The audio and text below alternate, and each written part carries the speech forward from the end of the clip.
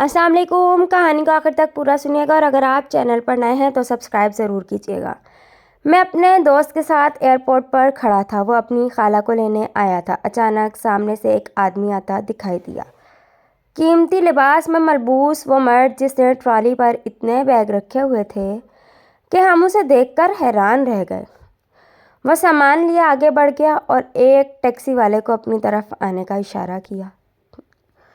ہم نے دیکھا ٹیکسی ڈرائیور یوں اس آدمی کی طرف لپکا جیسے کوئی قیمتی خزانہ دیکھ لیا ہو۔ ٹیکسی ڈرائیور تھک گیا مگر اس آدمی کا سامان ختم نہ ہوا۔ وہ آدمی ٹیکسی میں بیٹھا تو ہم دونوں نے ایک دوسرے کی طرف دیکھا۔ کیا یار، ہماری بھی کیا زندگی ہے، ترس ترس کر جی رہے ہیں، اور ایک ایسے بھی لوگ ہیں جو پیسے میں کھیل رہے ہیں۔ میں نے ایک آہ بھر کر کہا جبکہ میرا دوست کہنے لگا، ہاں یار، میں تو یہ سوچ رہا ہوں کہ یہ جس کا بھی باپ ہوگا اس کے تو عیش ہوں گے۔ دوست کی بات سن کر میں نے حسرت سے کہا، ہاں یار، مجھے کیا، یہ کون سا میرا باپ ہے۔ ایئرپورٹ سے نکل کر میں سیدھا گھر آ گیا۔ گھر میں داخل ہوا تو حیران رہ گیا کیونکہ وہی آدمی میری ماں کے ساتھ بیٹھا تھا۔ میں نے ماں سے پوچھا اور اس کا جواب سن کر ہکا بکا رہ گیا کیونکہ وہ تو میرا نام علی ہے اور میں ایک پرائیویٹ اسکول میں پڑھتا تھا جبکہ میری ماں درزن تھی۔ البتہ میں اپنے باپ کے بارے میں کچھ نہیں جانتا تھا۔ میں بچپن میں جب بھی ماں سے اپنے باپ کے متعلق پوچھتا تھا، ماں کہتی تھی، میں ہی تیرا ماں ہوں اور میں ہی تیرا باپ ہوں۔ یہ سن کر میں چڑھ جاتا تھا۔ ماں لوگوں کے کپڑے سیتی تھی۔ جس دن سلائی کے پیسے مل جاتے اس دن ہم پیٹ بھر لیتے تھے۔ البتہ کبھی کبھی بھوکا بھی رہنا پڑتا تھا۔ میں ماں سے کہتا تھا کہ یہ بھی کیا زندگی ہے؟ تب ماں کہتی تھی کہ ہمیں تو یہی زندگی ملی ہے، لیکن اگر تو کوشش کرے تو یہ زندگی اچھی بھی ہو سکتی ہے۔ میں نے ماں سے پوچھا۔ اس نے میرے ہاتھ میں کتاب تھما دی۔ مجھے لگا کہ میرے تمام مسائل کا حل ہوگی، لیکن جب بھی فیس دینی پڑتی اور فیس نہ دینے پر ماسٹر صاحب مجھے ساری کلاس کے سامنے مرغا بنا دیتے تو میں سوچتا کہ خواری تو یہاں بھی بہت ہے۔ میں روز اسکول چھوڑ کر آ جاتا اور ماں مجھے اب لا کر پھر بھیج دیتی۔ میں نے ماں کو کبھی آرام کرتے نہیں دیکھا۔ وہ رات دن مشین کے سامنے بیٹھی رہتی کیونکہ سلائی کے پیسوں سے ہی ہمارا گھر چل رہا تھا۔ مجھے احساس تھا کہ ماں میرے لیے بہت محنت کر رہی تھی، مگر میں جب بھی اپنے کسی دوست کو اپنے باپ کے ساتھ لاڈ اٹھاتے دیکھتا تو پھر اسے ماں کرنے آ جاتا۔ ایک دن میں نے غصے سے اپنی ماں سے پوچھا، تو بتاتی کیوں نہیں کہ میرا باپ کہاں ہے؟ ماں ہمیشہ کی طرح میری بات سن کر چڑھ گئی، تیرا باپ مر گیا ہے اور تجھ سے مصیبت میرے پاس چھوڑ گیا ہے۔ وہ یہ کہہ کر رونے لگ گئی اور میں گھر سے باہر نکل آیا۔ ابا، آپ نے اتنی جلدی مرنا تھا تو مجھے بھی اس سال لے گئے ہوتے۔ میں کسی دیوار سے ٹیک لگا کر بیٹھ کر رونے لگ گیا۔ میں کچھ دیر بیٹھا رہا لیکن جب بھوک لگی تو ماں یاد آئی تو میں پھر گھر آ گیا۔ گھر آ کر میں نے دیکھا کہ ماں بھی میرے انتظار میں بھوکی ہی بیٹھی تھی۔ مجھے دیکھتے ہی اس نے اپنے گلے سے لگا لیا۔ میں بھی سب کچھ بھول کر ماں کے گلے سے لگ گیا۔ اس دنیا میں میرے پاس ماں کے سوا کون تھا؟ باپ کے بارے میں کچھ نہیں جانتا تھا۔ پتہ نہیں میرا باپ زندہ تھا یا مر گیا۔ اب یہ بھی نہیں پتا کہ میرا کوئی باپ تھا بھی یا نہیں، یا ماں مجھے کسی سے اٹھا کر لے کر آئی تھی۔ اکثر ایسی سوچیں مجھے بہت پریشان کر دیتی اور یہی سوچتا میں بڑا ہو گیا۔ مجھے لگتا تھا کہ ہونے پر ہماری پریشانیاں کم ہو جائیں گی، لیکن یہ تو وقت کے ساتھ ساتھ زیادہ ہوتی گئیں۔ میں اسکول میں تھا تو وہاں کم فیس دینی پڑتی تھی، لیکن کالج میں آ کر پتہ چلا کہ اسکول کی فیس تو اس کے مقابلے میں کچھ بھی نہیں تھی۔ میں روز ماں سے کہتا کہ میں آگے پڑھنے کے بجائے کوئی کام کر لیتا ہوں تاکہ کچھ پیسے آ جائیں، لیکن ماں مجھے سختی سے منع کر دیتی۔ وہ چاہتی تھی کہ میں پڑھائی مکمل کر کے کہیں نوکری کر لوں، مگر میں چاہتا تھا کہ غریب بندے کو کون مفت میں نوکری دیتا ہے۔ میں خواہ میں اپنا وقت ضائع کر رہا تھا، مگر ماں یہ نہیں سمجھتی تھی۔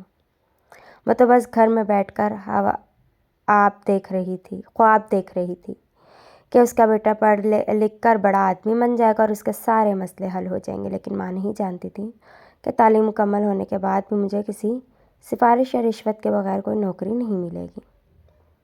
یہ بات میں اسے کئی سالوں سے سمجھا رہا تھا کہ آپ مجھے کوئی کام کرنے دیں تاکہ اسے ہی اس عمر میں اتنی محنت نہ کرنی پڑے، مگر ماں نہیں مانی اور پھر ایک دن میں گھر آیا تو ماں بے ہوش پڑی۔ میں جلدی سے اسے ہسپتال لے گیا، جو ڈاکٹروں سے ہی چیک کرنے کے بعد کہا کہ تمہاری ماں کے گردے ہی خراب ہو رہے ہیں، اس لیے بہتر ہے کہ اسے آرام کرنے دو اور کوئی میں نے طلب کام نہ کرنے دو۔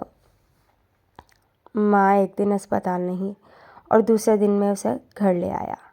میں نے اسے ڈاکٹر کی بات بتائی تو وہ مسکرانے لگی۔ بیٹا، ویسے بھی میری زندگی کا کوئی بھروسہ نہیں، آج مروں یا پھر کل، مجھے مرنا تو ہے، اس لیے تو مجھے کام سے منع نہ کر۔ مجھے پیسے جمع کرنے ہیں تاکہ تیری کہیں اچھی سے نوکری لگ جائے۔ مجھے غصہ آ گیا۔ پتہ نہیں کیسی عورت تھی جس نے اپنی صحت کا خیال نہیں تھا، کیونکہ اس کے پاس ان کا چلا اٹھا پہلے باپ نہیں تھا۔ اب تم بھی چھوڑ کر مجھے چلی جاؤ۔ یہ سن کر میں رونے لگا۔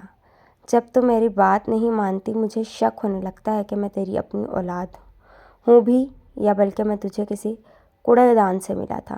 ماں میری یہ بات سن کر خود بھی رونے لگی۔ یہ تو کیسی باتیں کر رہا ہے؟ میں تیری سگی ماں ہوں اور تمہارا باپ بھی بہت اچھا آدمی تھا، بس برے حالات سے ہم سے یہ بہت دور کر دیا۔ میں نے منہ سے اپنے باپ کا ذکر سنا تو رونا بند کر دیا۔ اس کے قریب آ بیٹھا۔ ماں، میرا باپ کہاں ہے؟ میں نے جلدی سے پوچھا، کیونکہ ایسے کئی سالوں بعد ہوتا کہ ماں میرے باپ کا ذکر اچھے لفظوں میں کرتی۔ کتنی مرتبہ کہا ہے کہ اپنے باپ کے متعلق مجھ سے نہ پوچھا کر، مجھے تو اس کی شکل بھی بھول گئی ہے۔ شادی کی پہلی رات میں نے اس کی شکل دیکھی تھی، اس کے بعد وہ سب کچھ ہو گیا کہ جو میں نے سوچا بھی نہیں تھا۔ ماں کو ہے کوئی انداز میں بتانے لگی۔ مجھے لگا آج ماں سب کچھ بتا دے گی، لیکن وہ میرے باپ کے ذکر پر چڑ جاتی اور آج بھی ایسا ہی ہوا۔ روتے ہوئے کہنے لگی، تیرا باپ بہت بزدل نکلا، ہمیں چھوڑ کر بھاگ گیا بھگوڑا کہیں کا۔ میں گھر سے باہر نکل آیا۔ یہ باہر کی دنیا تھی جو مجھے زندہ رکھے ہوئے تھی، ورنہ تو میں کب کا ماں کی طرح پاگل ہو گیا ہوتا۔ میں اپنے دوستوں کی طرح نکل آیا، کچھ دیر ان کے ساتھ بیٹھتا تو دل خوش ہو جاتا۔ ان کی باتیں سن کر لگتا کہ یہی تو زندگی ہے جو ہم ماں بیٹے کو نہیں ملی۔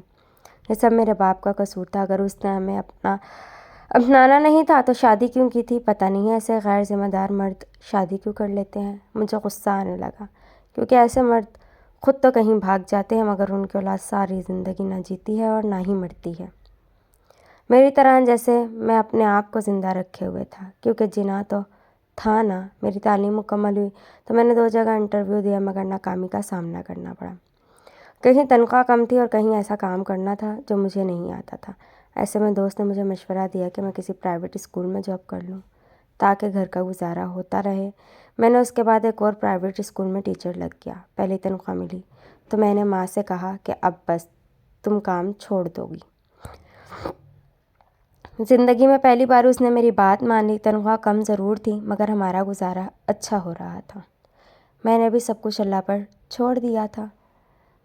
باوجود کوشش کی اچھا نہ ہو رہا تو اللہ پر چھوڑ دینا ہی بہتر ہوتا ہے، وہ آپ کے لیے سب اچھا کر دیتا ہے۔ یوں ہی وقت گزرتا رہا کہ دوست مجھے کال کر کے کہنے لگا کہ یار مجھے اپنی خالہ کو لینے ایئرپورٹ جانا ہے، تو بھی ساتھ چل۔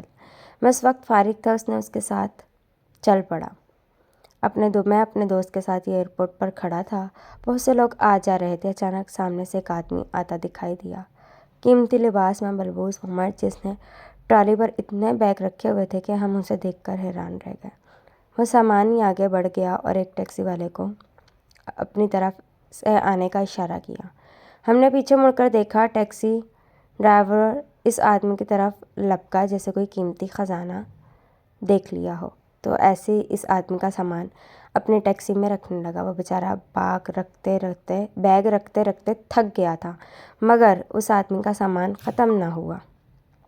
وہ آدمی ٹیکسی میں بیٹھا تو ہم دونوں نے ایک دوسرے کی طرف دیکھا، کیا یار ہماری بھی کیا زندگی ہے، ترس ترس کر جی رہے ہیں اور ایک ایسے لوگ بھی ہیں جو پیسوں میں کھیل رہے ہیں۔ میں نے کہا جبکہ میرا دوست کہنے لگا، ہاں یار تو نے ٹھیک کہا، مگر میں تو یہ سوچ رہا ہوں کہ جس کا بھی باپ ہوگا اس کے تو عیش ہوں گے۔ دوست کی بات سن کر میں نے حسرت سے کہا، یار مجھے کیا، یہ کون سا میرا باپ ہے؟ ابھی ہم یہی باتیں کر رہے تھے کہ میری دوست کی خالہ ہمارے پاس آ گئی اور ہم اسی دوست کے گھر لے آئے۔